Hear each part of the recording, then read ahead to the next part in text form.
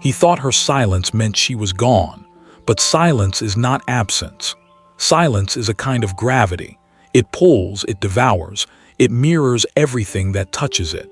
And when a woman learns to sit inside that gravity without trying to fill it, the world begins to bend around her. Most people fear silence because it exposes the hunger underneath, the craving for response, the ache to be seen, to be chosen, to be validated. Yet silence is the most sovereign act a woman can perform. It is her invisible crown. It tells the world that she no longer dances for crumbs of attention, that she has stepped back into the realm of the self, where no external voice defines her. This is where the dark energy begins. Not evil, not cruel, but potent, restrained, unhurried. It is the energy of a woman who does not chase. She watches, she feels, she allows, and in that allowing she becomes magnetic. You can feel it when you walk into a room and someone is quietly radiant, when her stillness commands more attention than any loudness could. But why does silence provoke such discomfort in others, especially in men?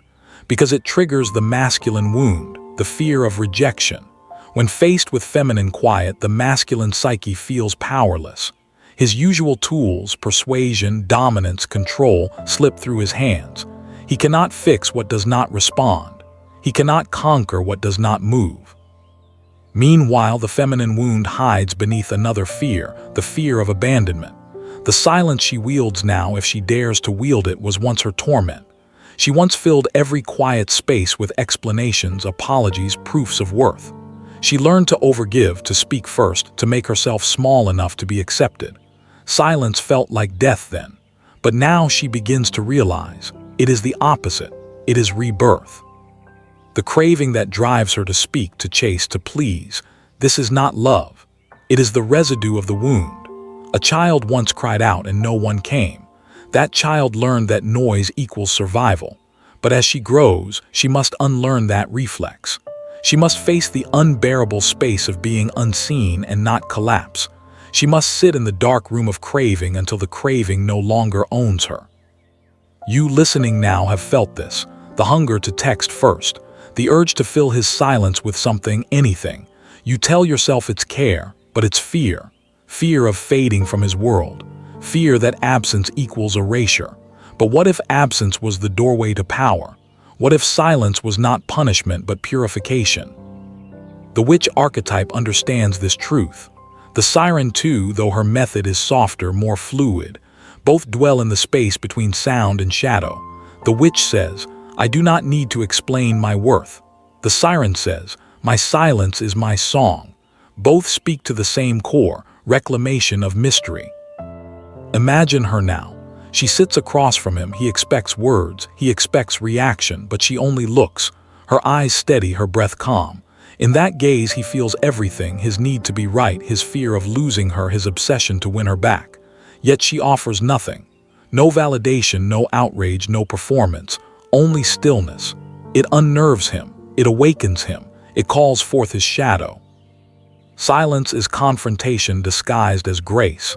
It reveals what noise conceals. It forces projection to the surface. He begins to project his fears onto her. She must be angry, she must be done. She must be playing a game, but she is playing nothing. She is being, and in that being she becomes mirror. He meets himself through her stillness. Craving and silence, when intertwined, form the crucible of transformation. The alchemy begins when she stops trying to feed the hunger externally. She feels it fully within.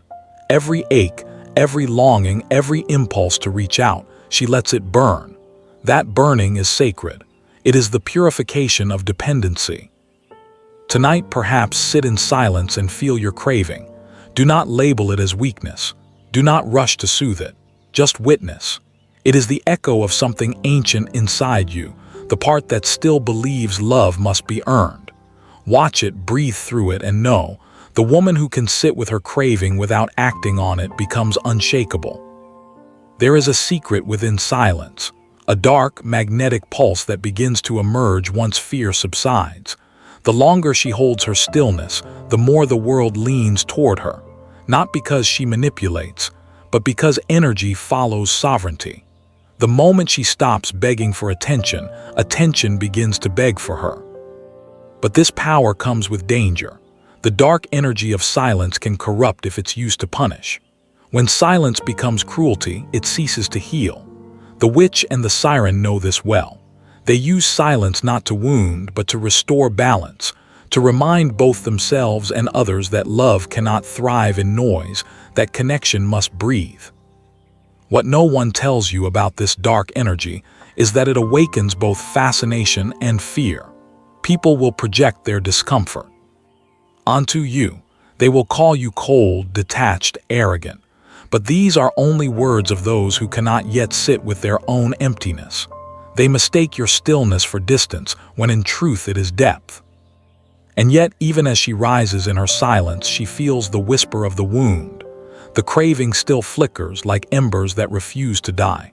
It asks, what if he forgets you? What if your silence means you disappear? She must face this shadow without flinching. Because beyond that fear lies freedom, the freedom of a woman who is whole without witness. Silence, craving, and dark energy are not separate. They are the three faces of transformation. Silence reveals craving. Craving reveals attachment. Attachment reveals the places she abandoned herself. When she reclaims those pieces, her dark energy turns golden, alchemy complete. The question remains, can she hold the silence long enough for her power to surface? Or will she break, speak, chase, and lose herself again? Because the dark energy does not forgive half measures. It either consumes the unready or crowns the awakened. The silence deepens. It begins to hum beneath her skin, a vibration that is both unbearable and intoxicating. When she resists the urge to fill it, she begins to sense its texture, thick, electric, alive. It is no longer the silence of absence. It is the silence of gestation. Something inside her is being born. This is the point where most retreat. The craving swells like a tide, whispering in the dark. Reach out, say something, prove you still matter. The craving disguises itself as love, as care, as longing, but beneath it lies the raw terror of invisibility. The feminine wound whispers, if you are not seen, you do not exist. You have known this pain, the waiting for his message that never comes. The hours you stare at your phone, constructing stories of why he is silent. You begin to think you did something wrong, that your worth depends on his response. But this is where the old self must die, because silence is not his power, it is yours. The masculine and feminine wounds dance here like shadows on a wall. His fear of rejection meets her fear of abandonment. He withdraws to protect his pride. She reaches to protect her heart. The more she reaches, the further he retreats. It becomes a cycle of hunger and avoidance, both terrified of being unchosen. The only way to break it is to do the unthinkable, to stop reaching. In that stopping, a great stillness enters. The silence she once feared becomes her sanctuary. She begins to listen not for his voice, but for the quiet hum of her own truth. This is the moment the witch awakens. The witch archetype is not a caricature of power. She is the woman who has learned to transmute rejection into initiation. Context. In a world that tells women their value lies in being wanted, the witch reclaims her worth by being untouchable. Application. When she does not chase the one who withdraws, she breaks the invisible spell of need. Framing. Her silence becomes a sacred boundary that teaches others how to treat her energy, with reverence, not assumption. He texts her after days of absence. A casual line, an opening, a test. The old self would have replied instantly, desperate to restore connection. But now she pauses. She feels the tremor of craving in her chest and lets it pass through. She understands the alchemy now. Each moment of restraint strengthens her spine. She does not ignore him to play games. She simply answers when she truly means to, not when her wound demands to. And he feels the difference. The energy that once clung now radiates. Her silence is no longer passive. It is a quiet command. He senses the shift but cannot name it. He only knows he wants back into her orbit where the mystery lives. But this is not about him. This is about her learning to sit inside her own gravity. When she stops performing for validation, she reclaims her natural magnetism. Her presence alone begins to move the world. Psychologically, silence acts as a mirror. It reflects projection back to its source. The witch's silence shows the masculine where his control ends. The siren's silence shows him where his longing begins. Each archetype uses stillness to reveal the hidden architecture of desire. Silence is confrontation without violence. It dismantles ego without words. It says, "I will not fight to be understood. I will not prove my softness to earn your safety. I will let your discomfort speak louder than any argument ever could." For many women, this practice is unbearable at first. Sitting in silence when craving rises feels like drowning. But this drowning is necessary. It is how she learns to breathe underwater, to find calm even in the suffocating pressure of uncertainty. Consider this: craving is simply energy looking for direction. When left unchanneled, it becomes obsession.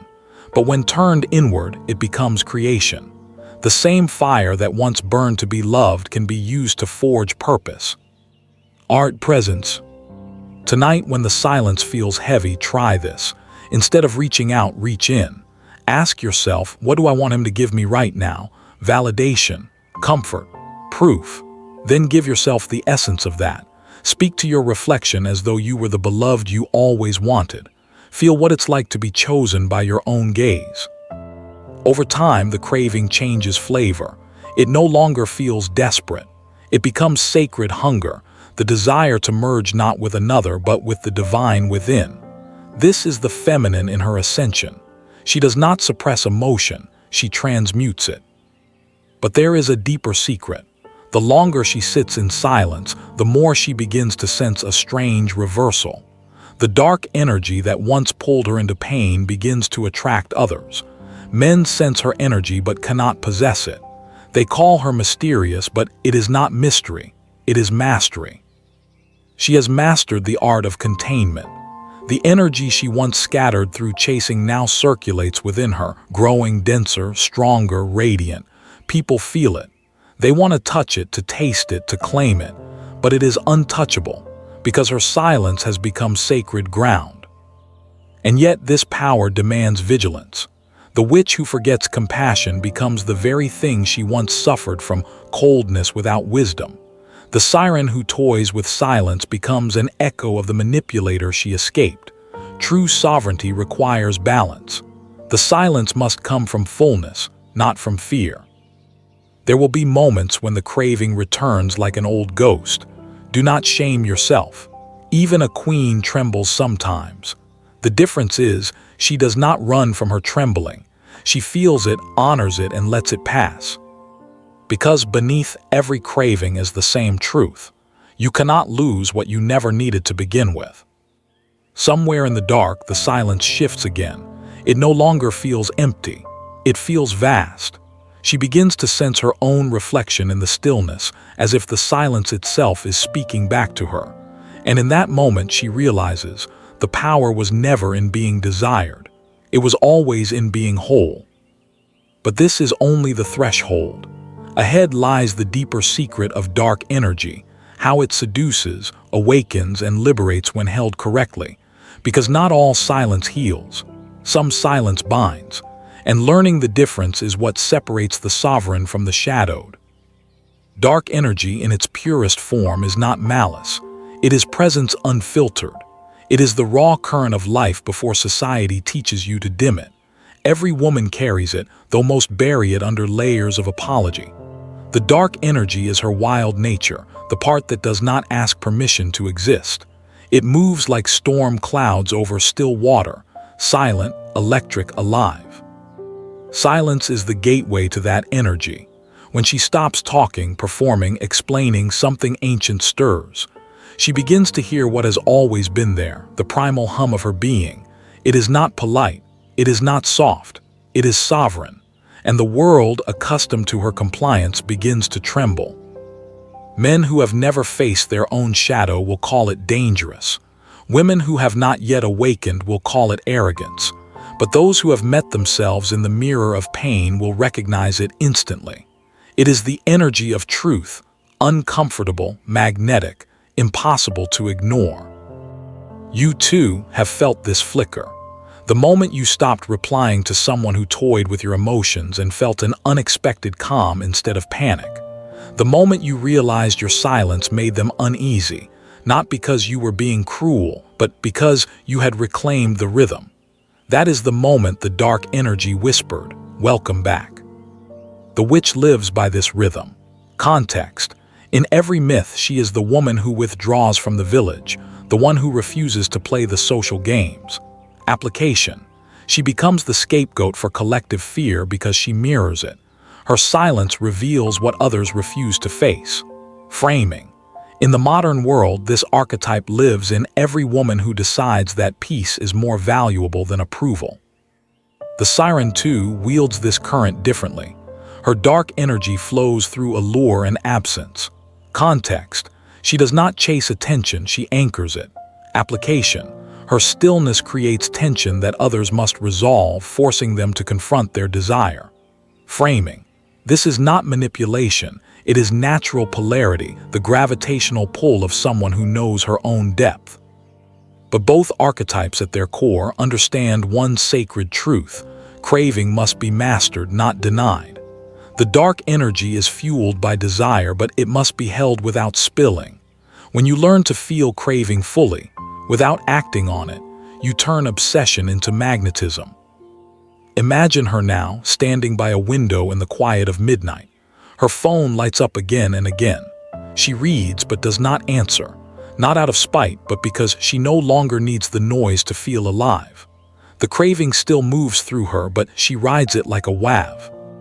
Instead of drowning beneath it, each breath becomes a reclamation of power. Silence, when inhabited consciously, changes the quality of attraction. It no longer comes from pursuit, but from presence. People are drawn to what they cannot define. They mistake the woman's restraint for mystery, but it is simply mastery, the mastery of her own energy. Jung called this process individuation, the integration of the shadow, the reconciliation of opposites. The feminine shadow is not weakness, it is intensity denied. When a woman suppresses her dark energy, she becomes anxious, people-pleasing, self-erasing. When she integrates it, she becomes serene yet formidable. She no longer seeks permission to feel deeply. The masculine fears this because it threatens control. Society fears it because it cannot be commodified. Yet this energy is the source of life itself. Without it, there is no creation, no passion, no renewal.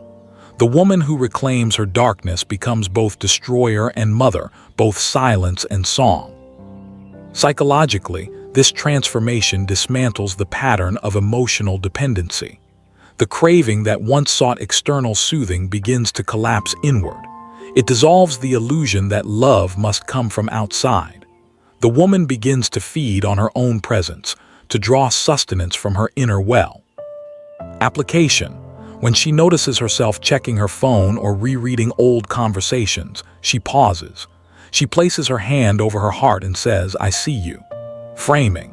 This act replaces the external gaze with the internal one. It tells the nervous system that she is no longer waiting to be chosen. She has chosen herself. The first few times it hurts. The silence feels unbearable, like standing at the edge of a cliff. But if she endures, something shifts. The craving loses its grip. The silence becomes familiar, even comforting. And beneath it, a deeper energy awakens, the one that says, "I am enough even when unseen." This is the true face of dark energy. It is the frequency of unbothered self-possession. It does not need to announce itself. It does not demand. It simply exists, and the world adjusts. But this energy must remain tethered to compassion. Without compassion, it calcifies into pride. The witch becomes the tyrant, the siren becomes the manipulator. True power is silent but kind, distant but warm, untouchable yet deeply alive. When you embody silence from love rather than fear, craving becomes communion. It no longer seeks to consume, it seeks to connect. The difference is subtle but immense. The one who craves says, "I need you to fill me." The one who holds silence says, I am full, and therefore I can love freely. And here lies the paradox. The moment you stop trying to be desired, desire finds you. The moment you stop fearing abandonment, life clings to you. The dark energy works like a mirror. It gives you back exactly what you stopped chasing. The transformation is not about becoming untouchable, but about becoming unshakable. When silence becomes your foundation, no rejection can collapse you, no craving can control you. You stop reacting and start responding. This is the threshold of sovereignty, but sovereignty must be tested. The world will tempt you to break your silence, to explain, to prove, to return to the familiar noise. The next test will come not from your pain, but from your power. And when it does, you will understand that silence is not withdrawal, it is alignment. The dark energy has only one purpose, to bring you back to yourself. But something still lingers beneath the surface, waiting to be faced, the ancient myth of loss. Because even in her sovereignty, the woman must learn to grieve the life she lived when she did not know her worth. That grief is the final key. Grief arrives quietly, like mist over the ocean. It doesn't roar or demand attention. It moves through her in waves, dissolving what she thought she needed to survive. Because every woman who awakens through silence must face one final truth. She cannot become sovereign without burying the self that begged to be chosen. That self once tried so hard. She overexplained, overgave, overloved. She was kind, soft, endlessly understanding. She believed that if she could just be enough, beautiful enough, patient enough, quiet enough, someone would finally stay. But that belief was a chain. A golden one perhaps, but a chain all the same. Now in the silence she feels the weight of it. And for a moment she wants to break, to scream, to fill the void with words so the ache will stop echoing. But she doesn't. She breathes instead, because she understands that this silence is not punishment, it is the womb of transformation. Every death is noisy, but every rebirth begins in quiet. You have been here too. The nights when your chest tightens because he has withdrawn, when your phone stays still and you start to imagine what you did wrong. The panic rises, whispering that silence means you're losing him, but you are not.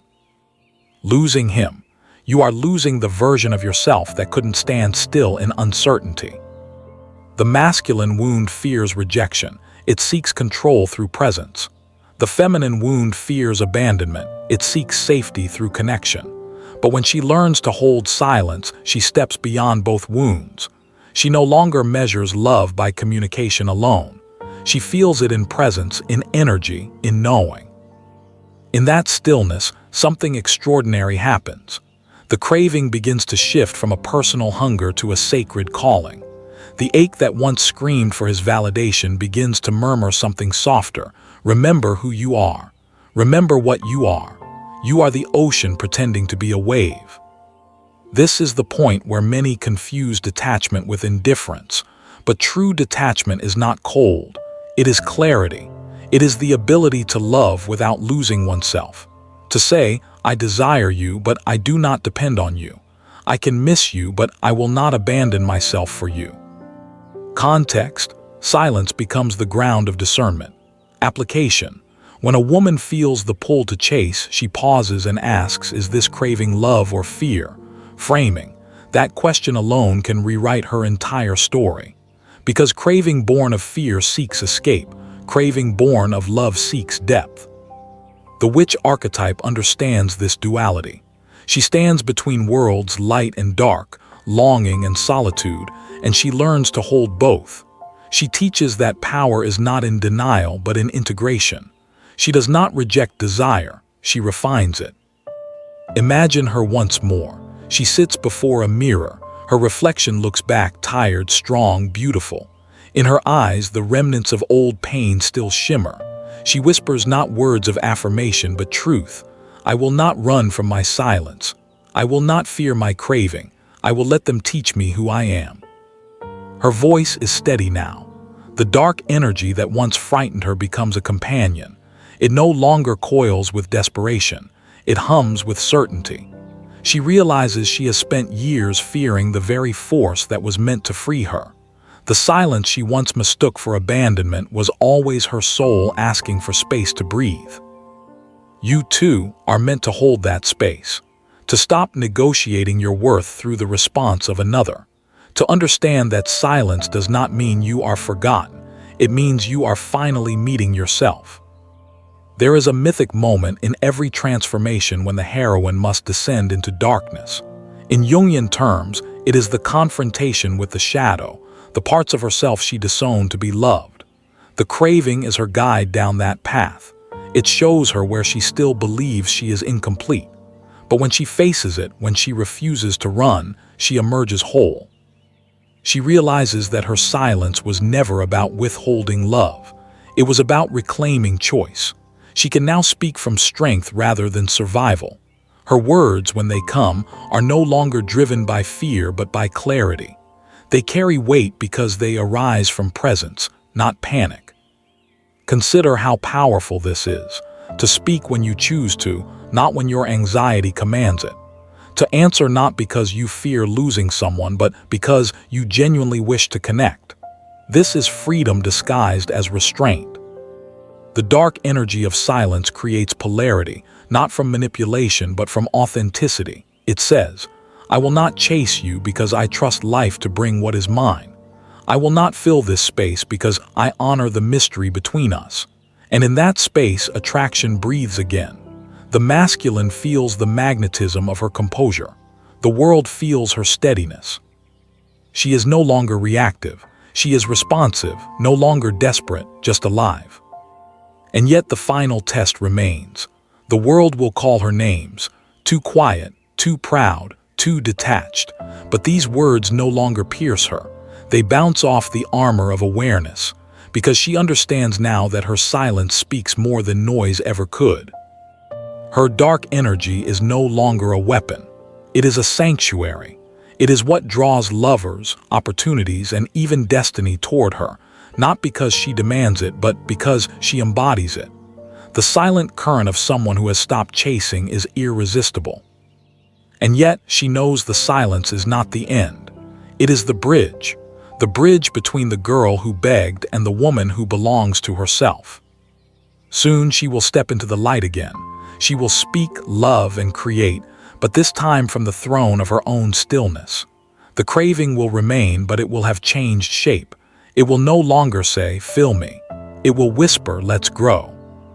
But before she ascends fully, one more truth must be faced, the most difficult of all, that even her newfound power must one day dissolve into surrender.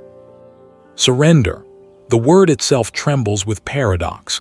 It sounds like weakness, but it is the highest expression of strength. It is what happens when silence and craving finally reconcile, when control melts into trust. Because no woman can hold dark energy forever unless she learns to let it flow. Power that is hoarded becomes poison. Power that is released becomes light. This is where the transformation completes its circle. She has mastered silence, faced craving, and walked through her darkness. But now she must learn the rhythm of release, the art of allowing what wants to leave to leave. For silence, when held too tightly, becomes a prison. For craving, when denied completely, becomes numbness. The balance lies in surrender. You too know this moment. The one when you've held so much composure that your body aches to soften. When the strength that once protected you begins to feel like armor you no longer need. When you crave not to control or to be seen, but simply to breathe. That is the moment the feminine begins to rise again, not as the wounded child, not as the calculating witch, but as the sovereign priestess. The priestess archetype takes everything the witch learned about silence and transforms it into wisdom. Context. She no longer uses silence to guard herself, but to listen. Application. When confronted with uncertainty, she does not withdraw from love. She stays present, anchored, receptive. Framing. Her dark energy is now translucent, no longer opaque. It draws others not into obsession, but into reverence. Surrender for her is not about giving up. It is about giving over to life, to rhythm, to timing. She understands that craving was never the enemy, it was a compass pointing toward union. But union cannot come through control, it comes through openness. Imagine her now, the same woman who once shook with fear in the quiet. She stands by the same window, the same moonlight brushing her shoulders. Her phone buzzes again, but this time she smiles, not because he reached out, but because she no longer needs him to. She answers only if she feels called. There is no resistance, no performance, just peace. Silence used to be her weapon. Now it is her language. Craving used to be her torment. Now it is her prayer. The dark energy that once burned with rage now hums like a song. She has learned that real power does not shout, it whispers through presence. The psychological mechanism behind this shift is profound. In the early stages, silence acts as a defense, an attempt to regain control after years of overgiving. But as consciousness grows, silence becomes integration. The nervous system no longer mistakes stillness for danger. The body begins to relax in its own company. The craving that once felt unbearable transforms into curiosity. Application. When she feels the impulse to reach out, she pauses and says, "I trust what's mine will not miss me." Framing. That sentence rewires the ancient panic response. It teaches the brain that safety does not depend on external reassurance. This is individuation in action, the merging of shadow and light into wholeness. And in this wholeness, something remarkable happens. She becomes magnetic without effort. Opportunities find her. People feel her presence before she speaks. She moves through the world like calm fire, subtle, steady, alive. But make no mistake, this state is not about perfection. It is a dance. Some days the silence will feel like sanctuary, others it will feel like exile. Some days craving will whisper softly, others it will roar. The practice is not to silence the voices, but to hear them without obeying. The witch taught her how to hold power. The siren taught her how to allure without chasing. The priestess now teaches her how to surrender without losing sovereignty. Each archetype builds upon the last, guiding her deeper into her own center. She realizes that silence, craving, and dark energy were never separate forces. They were initiations. Silence showed her what she feared. Craving showed her what she desired. Dark energy showed her what she was capable of. Together, they brought her home. There is an image now, a crown and a flame. The crown represents her composure, the outer sovereignty she earned through silence. The flame represents her inner fire, the craving that once consumed her but now illuminates her path. When both are balanced, she becomes unstoppable, a woman who commands respect without demanding it, who inspires devotion without performing for it. You can feel this energy when you meet her. She speaks little, but when she does, every word lands. She walks with purpose but never rushes. She looks at you, not through you, with eyes that have seen both shadow and light. And when she smiles, it feels like forgiveness, not for you, but for herself. The final healing lies here. To forgive herself for the years spent chasing what was never meant to stay. To forgive the girl who mistook silence for rejection. To forgive the craving that once embarrassed her. Because every one of those moments was sacred training. This forgiveness is not sentimental, it is liberation.